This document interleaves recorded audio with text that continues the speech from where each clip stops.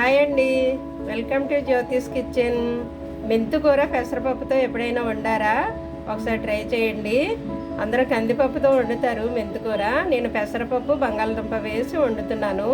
చాలా యమ్మీగా ఉంటుంది. ఒకసారి ట్రై చేసి చూడండి. ఓకేనా? ప్రాసెస్లోకి వెళ్దాం. ఇదిగో స్టార్ట్ చేద్దాము. నేను కడాయి పెట్టుకున్నాను. కడాయి పెట్టుకుని 1 స్పూన్ ఆయిల్ వేసాను. ఇదిగో కొద్దిగా జీలకర్ర వేస్తున్నాను. ఓకేనా? నేను ఒకటే ఉల్లిపాయ, ఒక బంగాళదుంప, ఒక టమాటా, ఒక పచ్చిమిర్చి తీసుకున్నాను. అన్నీ ఒక్కొక్కటిగాను. సరేనా? ఇప్పుడు జీలకర్ర వేగిపోయింది. ఉల్లిపాయలు బంగాళదుంప యాడ్ చేసేద్దాము. ఓకే, ఉల్లిపాయ బంగాళదుంప కొంచెం వేడెక్కిన తర్వాత మిగిలిన ఇంగ్రీడియంట్స్ అన్నీ మనం వేసేద్దాం. ఓకేనా? నేను 2 కట్టలే తీసుకున్నానండి మెంతికూర. అయితే 1 కప్పు పెసరపప్పు తీసుకున్నాను. కప్పు అంటే 50 గ్రాములు ఉంటుంది. సరేనా? ఇది కొంచెం వేడెక్కిన తర్వాత నేను ఇందులో కొద్దిగా అల్లం వెల్లుల్లి పేస్ట్ వేస్తున్నాను. ఓకే,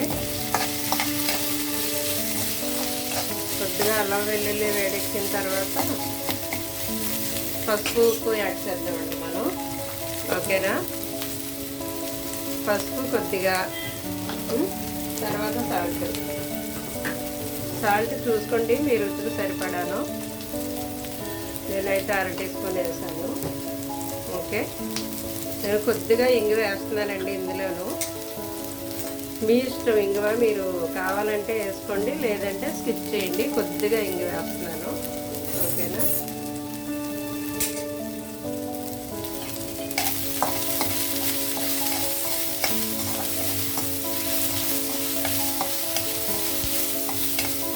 ఇవన్నీ ఇలా అయిన తర్వాత మనం టమాటా యాడ్ చేసేద్దాము. పప్పు యాడ్ చేసేద్దాము. పప్పు నేను కడిగి నానబెట్టి ఉంచుకున్నాను. ఈ వాటర్ తీసేసి పప్పు వేస్తున్నాను ఇప్పుడు. ఓకేనా? వాటర్ తీసేసి పప్పు వేసేస్తున్నాను. తర్వాత ఇదిగో మెంతికూర కూడా వేసేస్తున్నాను. ఇవి 2 కట్టలండి మెంతికూర. ఓకే, ఇప్పుడంతా కలిపి ఒకసారి మనం మిక్స్ చేద్దాం.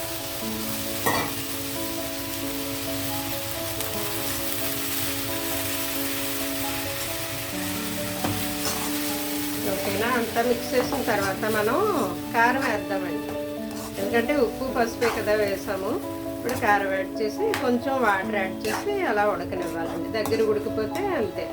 కొద్దిగా little bit garam masala add చేసి సాల్ట్ చూసుకుని ఆఫ్ చేసేయడమే కర్రీ. ఓకేనా? ఇప్పుడు కారం యాడ్ చేద్దాం మనం.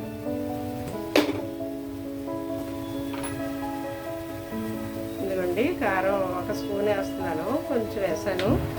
పచ్చిమిర్చి కూడా వేసాను కదా, చూసుకోండి మరి మీకు రుచికి తగ్గట్టు కారం. మీ కారం ఘాటుగా ఉంటే తగ్గించండి, ఘాటు లేదనుకుంటే 1 స్పూన్ ఫుల్గా వేసేయచ్చు. ఓకే, కొంచెం ఇలాగ దగ్గరికి ఇందులో ఉన్న వాటర్ అంతా ఎగిరిపోయిన తర్వాత మనం వాటర్ యాడ్ చేద్దామండి. ఓకేనా? అయిపోయింది ఇందులో వాటర్.